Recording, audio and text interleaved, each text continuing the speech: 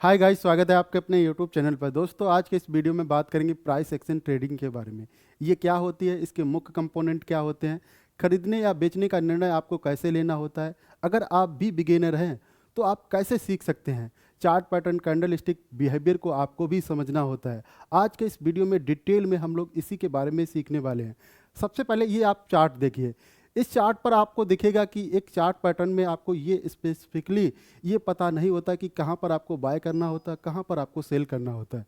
Basically कुछ यहाँ पर सेटअप होते हैं और इन्हीं बेसिस पर हम यहाँ पर डिसाइड करते हैं कि इस स्टॉक या इस कंपोनेंट को हमें बाय करना है या सेल करना है, और उसी के बेसिस पर हम यहाँ पर देखते हैं। जैसे इसी को हम बोलते हैं प्राइस एक्शन। अब प्राइस एक्शन को आपको सीखने से पहले आपको मेनली यहाँ पर एक बिना इंडिकेटर के बिहाफ पर हमें एक उतार चढ़ाव को यहाँ पर हमें सीखना होता है और समझना होता है, और इसी बेसिस पर हमें ये देखना होता है कि इस पर्टिकुलर टाइम में यहाँ पर किसका कंट्रोल है, जैसे बायर का कंट्रोल है या सेलर का कंट्रोल। जब भी इनके बीच में जिसका भी दबदबा ज़्यादा होता है और उसी की तरफ आपको मार्केट रिएक्शन करता हुआ देखने को मिल सकता है। अब मेनली देखा जाए तो इसके कंपोनेंट की बात करें तो इसमें मेनली देखा जाए तो 4 तरह के कंपोनेंट होते हैं। जैसे पहला कंपोनेंट की बात करें तो यहाँ पर सपोर्ट और रेजिस्टेंस, जिसके बेसिस पर यहाँ पर आपको जैसे जब प्राइस सपोर्ट जब ऊपर प्राइस जाने के बाद जब नीचे आता है और नीचे आने के बाद जब रुकता है उसे बोला जाता है सपोर्ट। ऐसे जब प्राइस ऊपर जाता हुआ दिखेगा और जाने के बाद जब वहाँ पर रुकता है, यानी वहाँ से प्राइस नीचे आने की कोशिश करता है, तो उसे बोला जाता है रेजिस्टेंस। सपोर्ट एंड रेजिस्टेंस के बेसिस पर यहाँ पर हम लोग डिसीजन लेते हैं। जैसे अगर आपको डिसीजन लेना होता है तो यहाँ पर देखा जाता है कि जब सपोर्ट के अराउंड अगर आपको प्राइस मिलता है तो वहाँ पर हम लोग बाय करने के लिए देखते हैं। जैसे रेजिस्टेंस के ऊपर जाता है वहाँ पर जैसे आपको प्राइस वहाँ से नीचे आने की कोशिश करता है, वहाँ पर हम लोग सेल करने के लिए देखते हैं। तो इसी तरह से आपको यहाँ पर डिसीजन लेना होता है। और दूसरा जो कंपोनेंट होता है वो कैंडल स्टिक पैटर्न्स। कैंडल्स की शेप के हिसाब से देखा जाए तो यहाँ पर प्राइस एक लेवल पर ओपन होता है, एक हाई क्रिएट करता है, लो क्रिएट करता है, फिर उसके बाद क्लोज होता है। और इन्हीं के बेसिस पर कई तरह की कैंडल्स आपको देखने को मिलेगी, जैसे डोजी कैंडल हो गई, हैमर कैंडल स्टिक हो गई, और एक शूटिंग स्टार। ये डबल कैंडल स्टिक पैटर्न्स के हिसाब से यहाँ पर जब बनती हैं तो अलग अलग तरह से यहाँ पर रिएक्शन देखने को मिलता है, और इन्हीं रिएक्शन के बेसिस पर हम लोग यहाँ पर डिसीजन लेते हैं। जब अगले वीडियोज में अगले टॉपिक में हम जब इसके ऊपर जैसे हैमर कैंडल स्टिक बेसिस पर कैसे आपको एंट्री देखना है या शूटिंग स्टार बेसिस पर क्या आपको देखना है, इसके बारे में जब हम डिटेल में एक्सप्लेन करेंगे वहाँ पर भी हम लोग सीखेंगे। तो आज सबसे पहले हम इन्हीं कंपोनेंट के बारे में देखते हैं। और जो तीसरा कंपोनेंट है वो चार्ट पैटर्न के बारे में। चार्ट पैटर्न में आपको यहाँ पर जब चार्ट पैटर्न जब प्राइस मूव या रिएक्ट करता है, यानी अप या डाउन साइड जाता है, तो एक तरह का एक पैटर्न्स एक फॉर्मेशन करता है। जैसे कई तरह के पैटर्न्स होते हैं, उनमें से कॉमन पैटर्न की बात करें तो हेड एंड शोल्डर भी एक पैटर्न्स होता है।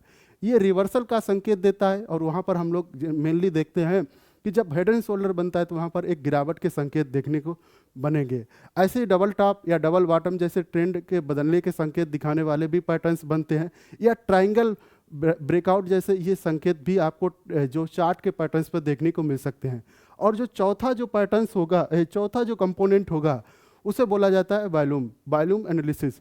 प्राइस के मूवमेंट में सबसे पहले हमें मेनली देखा जाए तो हमें यही देखना होना चाहिए कि इसमें कितना वॉल्यूम है, क्या इसमें अभी कोई लेवल है जैसे सपोर्ट या रेजिस्टेंस है, उसके ब्रेकआउट या ब्रेकडाउन होने के संकेत नज़र आ सकते हैं। तो वॉल्यूम को हमें कंफर्मेशन के तौर पर भी कंसीडर करना होता है। तो ये चारों कंपोनेंट के बिहाफ पर हम लोग यहाँ पर देखते हैं कि इस जगह पर यहाँ पर हमें इस तरह का डिसीजन लेना होता है। अब बात करते हैं कि अगर आपको खरीदना या बेचना है तो आप कैसे निर्णय ले सकते हैं, उसके बारे में आइए देखते हैं। सबसे पहले जब भी आपको खरीदने या बेचने का निर्णय लेना हो तो सबसे पहले आपको ट्रेंड को देखना होगा। ट्रेंड कैसा होता है, एक जब प्राइस हाई ऑन हाई पर जाता है उसे बोला जाता है अप ट्रेंड। ऐसे ही लोअर एंड लो जब फॉर्मेशन बनता है चार्ट पैटर्न के ऊपर तो वहाँ पर डाउन ट्रेंड के संकेत देखने को मिलते हैं। ऐसे केसेस में जब हाई ऑन हाई पर जाता है वहाँ पर हम इनिशियली बाय के लिए देखते हैं। ऐसे ही जब लोअर एंड लोअर फॉर्मेशन बनता है तो वहाँ पर हम सेल करने के लिए देखते हैं। अब दूसरा जो संकेत होता है उसे हम प्राइस लेवल पर हम लोग देख सकते हैं, जैसे सपोर्ट एंड रेजिस्टेंस। सपोर्ट पर अभी इसके पहले ही हमने डिस्कशन किया कि जब प्राइस सपोर्ट पर इनिशियली हमें कोई मेजर सपोर्ट पर देखने को मिले वहाँ पर हम बाय करने के लिए देखते हैं। ऐसे रेजिस्टेंस पर जब पहुँचता है तो वहाँ पर इनिशियली हम लोग सेल करने के लिए देखते हैं। अब तीसरा जो हम जब भी डिसीजन लेने के लिए देखते हैं तो कैंडलस्टिक जो कन्फर्मेशन या फॉर्मेशन को अभी हम एज ए डिसीजन के तौर पर कंसीडर कर सकते हैं। जैसे इनमें मेनली देखा जाए तो बुलिश इनगल्फिंग पैटर्न हमें ये खरीदने का संकेत देता है। ऐसे और भी पैटर्न्स होते हैं, उसके बारे में बारी बारी जो अपकमिंग वीडियो जो आएंगे उनमें हम डिस्कशन करेंगे। और चौथा, जब डिसीजन लेते हैं तो चौथा पॉइंट होता है, उसे हम बेहद ज़रूरी हमें देखना चाहिए, जो होता है रिस्क मैनेजमेंट। हमें जब भी इनिशियली किसी स्टॉक या कहें या ट्रेडिंग के अंदर हमें इन्वॉल्व होना होता है, तो वहाँ पर हमें रिस्क यानी हमें स्टॉप लॉस भी कंसीडर करना होना चाहिए। अब ये स्टॉप लॉस ये होता है कि अगर हम वहाँ पर गलत साबित होते हैं तो वहाँ पर हम वहाँ पर लॉस बुक करके निकल जाएंगे। और चौथा, इसी के अंदर एक पॉइंट होता है टारगेट प्राइस। टारगेट प्राइस ये दिखाता है कि जब हमारा कोई इनिशियली जब बाइंग होती है और जब प्राइस उसके ऊपर जाता है तो वहाँ पर हम प्रॉफिट बुक भी करना होता है। तो इन्हीं चारों चीज़ों के बेसिस पर हम यहाँ पर डिसीजन लेते हैं। और इसके अलावा भी बहुत सी चीज़ें हैं और हर कोई इसके बारे में अलग अलग तरीके से बताता है। हम यहाँ पर बेसिकली देखा जाए तो हम बेसिक जो कॉन्सेप्ट है उसी के अंदर जो आपके माइंड में एक फॉर्मेशन का काम कर सकती है उसी के बारे में डिस्कशन करने आए हैं। जब हम एडवांस लेवल में इसके बारे में डिस्कशन करेंगे तो इसके ब्रॉडली लेवल के बारे में, जैसे कैसे क्या क्या चीज़ें देखना है, अब इनमें कौन कौन सी चीज़ें आपको शामिल करना चाहिए, इसके बारे में भी हम बताएंगे। अगर आप भी बिगिनर हैं तो आप कैसे सीख सकते हैं, ये भी एक इम्पोर्टेंट टॉपिक हो सकता है। अगर आप बिगिनर हैं तो सबसे पहले आपको ये देखना होगा कि चार्ट की आपको प्रैक्टिस करनी होगी। आपको हर रोज़ यहाँ पर आपको ये देखना होगा कि किसी भी आप चार्ट को आप रीड करें, चाहे आप इंडेक्स के अंदर या कहें स्टॉक के अंदर। सबसे पहले आप सपोर्ट एंड रेजिस्टेंस को पहचानिए। आप 15 मिनट का टाइम फ्रेम भी कंसीडर कर सकते हैं। वहाँ पर देखिए कि 15 मिनट के अंदर कहाँ पर सपोर्ट बन रहे हैं, कहाँ पर रेजिस्टेंस बन रहे हैं।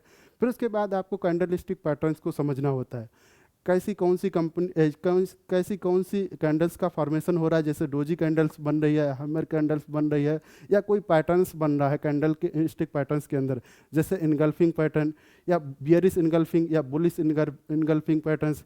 फिर इसके बाद हमें यहाँ पर एक चीज़ और देखना होता है, हमें ये देखना होता है कि पास्ट का डेटा कैसे, इसमें कहाँ पर जब इस तरह का फॉर्मेशन, जब बुलिश इनगल्फिंग बनी थी उसके बाद मार्केट ने किस तरह से रिएक्ट किया था, उसको भी हमें देखना होता है।